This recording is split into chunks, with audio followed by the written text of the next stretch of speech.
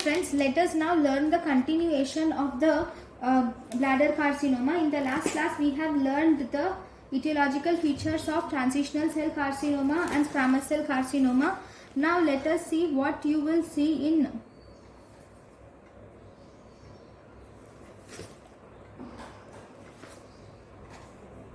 squamous cell carcinoma pathology.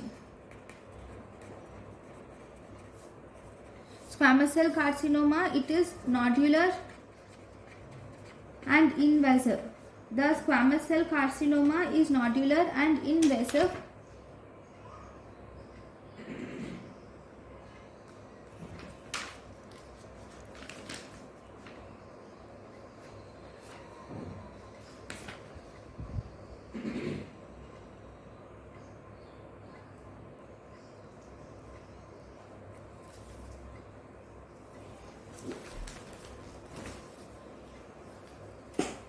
Okay, then if you were asked the one-liners, okay, some one-liners, if you see, what is the most common benign mesenchymal tumor of the bladder? If you were asked what is the most common benign mesenchymal tumor of the bladder, the benign mesenchymal tumor of the bladder is leiomyoma, is the most common benign mesenchymal tumor of the bladder. If you were asked what is the most common malignant mesenchymal tumor of the bladder, most common malignant mesenchymal tumor of the bladder is leiomyosarcoma, is the most common malignant tumor of the bladder.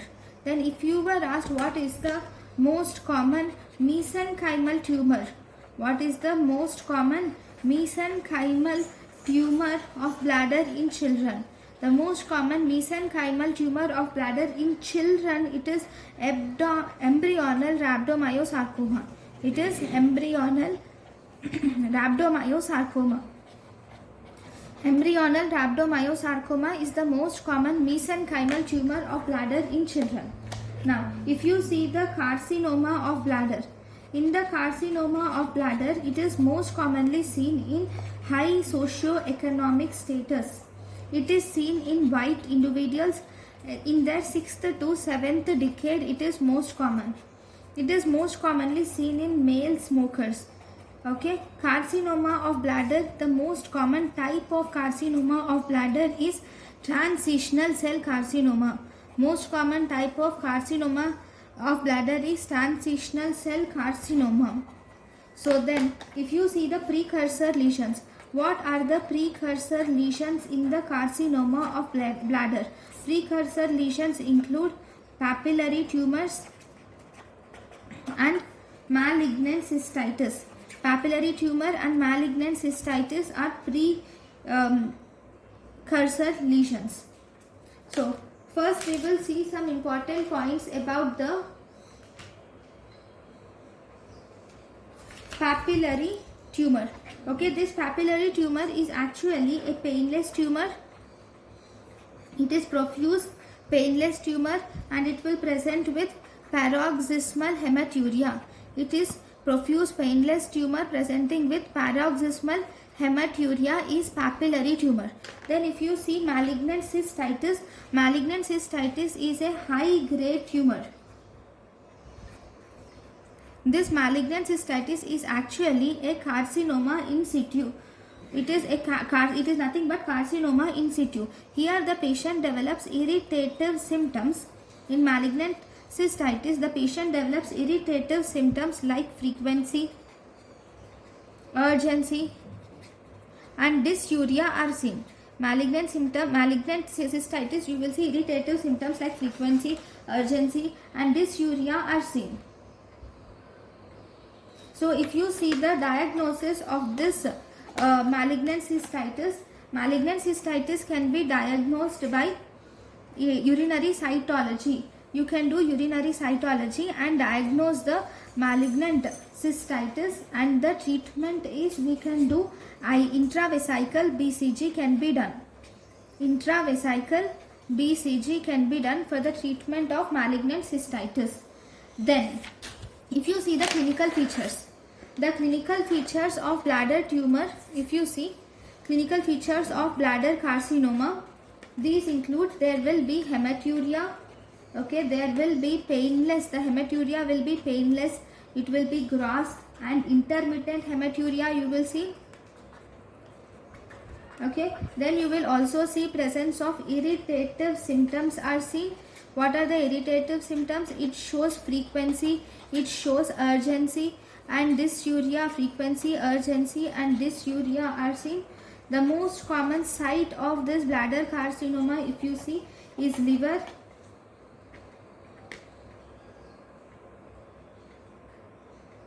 Most common site of metastasis for bladder carcinoma is liver. Most common site of metastasis for carcinoma bladder is the liver, where the group of lymph nodes. Most common lymph node involved in bladder carcinoma is obturator lymph node. That is nothing but the pelvic lymph node. Okay, that is a pelvic lymph node. Then what is the investigation of choice? Investigation of choice for bladder carcinoma is you do cystoscopy plus biopsy is the investigation of choice for bladder carcinoma. Then we can also do urinary cytology can also be done for bladder carcinoma. Then if you were asked what is the investigation of choice for staging, investigation of choice for staging is MRI. Next, the important thing is about the urinary tumor markers. What are the urinary tumor markers which you can see? The urinary tumor markers like bladder tumor antigen, you can see bladder tumor antigen. Then you can see nuclear matrix protein 22, nuclear matrix protein 22, Lewis X antigen is seen, and you can see hyaluronidase is seen. So these are the urinary markers which are seen in bladder carcinoma. Then if you see the classification, we have 8th AJCC TNM classification. According to 8th AJCC TNM classification, first we have TA. What is TA? TA is non-invasive papillary carcinoma. Non-invasive papillary carcinoma. Then we have TIS. What is TIS? TIS is carcinoma in situ. Then we have T1. What is T1? T1 will invade the subepithelial connective tissue. T1 invades subepithelial connective tissue. Then we have T2A. What does T2A? T2A it invades superficial muscularis propria invasion, that is in the inner half. You will see muscularis propria invasion in the inner half, it is seen. In T2A is superficial muscularis propria invasion, that too in the inner half. Then you will also see presence of T2B. T2B is there is invasion of deep muscularis propria invasion. There is deep muscularis propria invasion, that is T2B, that is outer half. Outer half of deep muscularis propria invasion. Then we have T3A. In T3A there is microscopic extension into the perivesical fat. T3A there is microscopic extension into the perivesical fat is seen. And T3B. T3B you will see macroscopic extension into the perivesical fat is seen, that is T3B. What is T4A? T4A is a cancer which is invading pelvic viscera is T4A. So T4A includes prostatic stoma.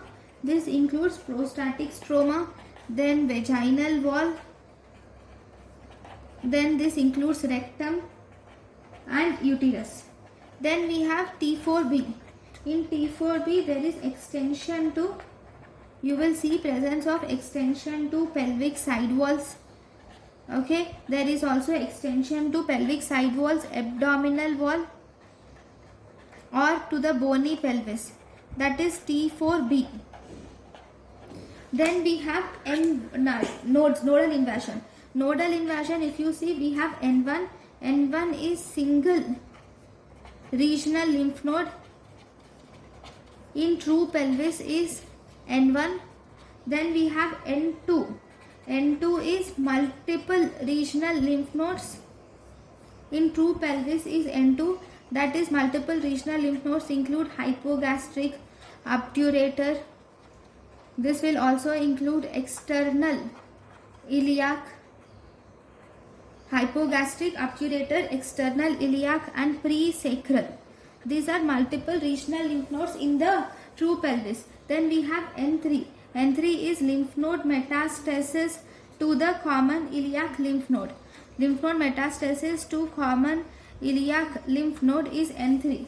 Then we have metastasis, that is M0. M0 is there is no metastasis is present in M0. Then we have M1. M1 metastasis is present is M1. Then what about the treatment? So if you see, the treatment depends upon the staging, right? In the treatment, if the stage is in T1.5, then it is called as, that is if it is malignant cystitis, or T1.5, sorry, T1S, T1S or malignant cystitis. Here we do intravesical BCG. Intravesical BCG is done for malignant cystitis or T1S. Then we have, if it is TA, it is single low to moderate grade. In TA, either single low to moderate grade, or in non-recurrent cases, in single low to moderate grade and non-recurrent cases, we should do complete transurethral resection should be done. Complete transurethral resection should be done. Okay, and in TA, if it is multiple, TA multiple high grade, and if it is recurrent, okay, or if it is T1, in both these cases you should do complete transurethral bladder resection is done. You should do complete transurethral, even here bladder, complete transurethral bladder resection is done with IV chemotherapy should also be given in these patients. Then if you do T2 to T4, in T2 to T4 you can do radical cystectomy is done. T2 to T4 we do radical cystectomy is done.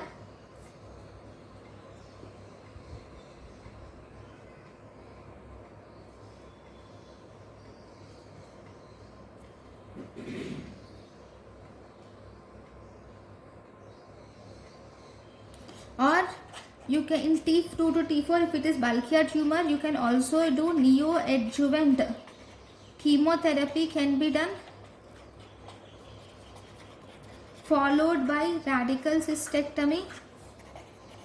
First you can do neoadjuvant chemotherapy followed by radical cystectomy can be done, or you can also do, first you can do radical cystectomy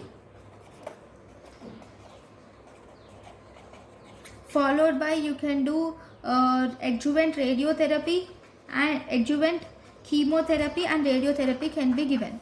Okay, first you can do radical cystectomy followed by adjuvant chemotherapy plus radiotherapy can be given. So this is the treatment of bladder carcinoma.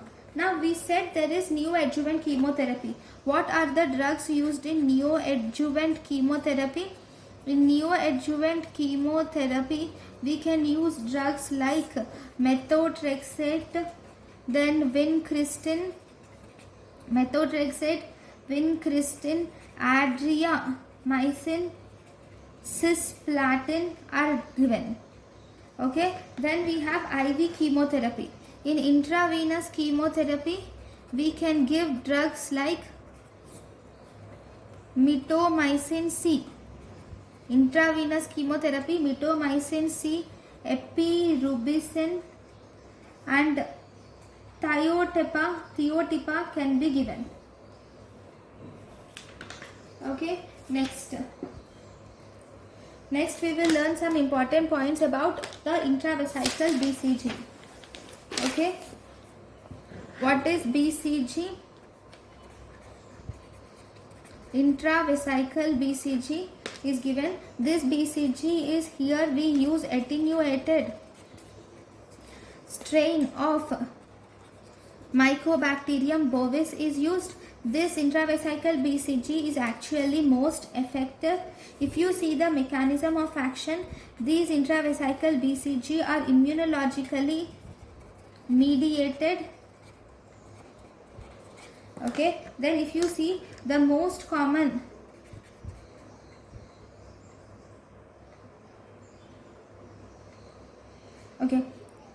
side effect is due to intravesical BCG is the patient can have frequency, urgency and dysuria. Why? Because this can cause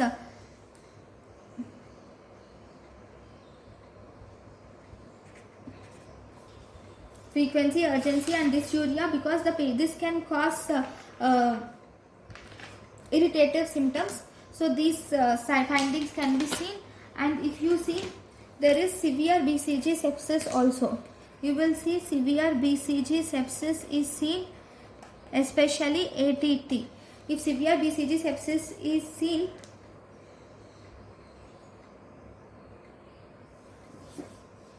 severe BCG sepsis can also be seen in these patients. Now, what are the contraindications of this BCG therapy, intravesical BCG? So first we will see absolute contraindications of intravesical BCG.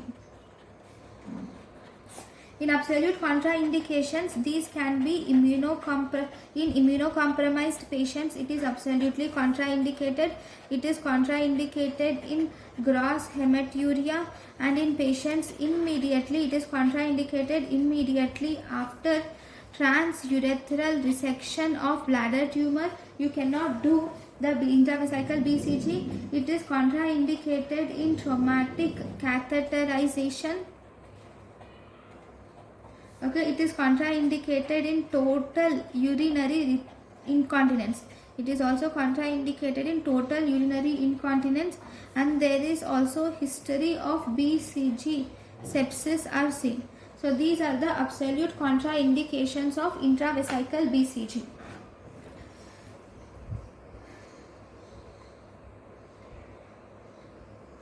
Then these are the important things about the bladder carcinoma. Thank you for watching.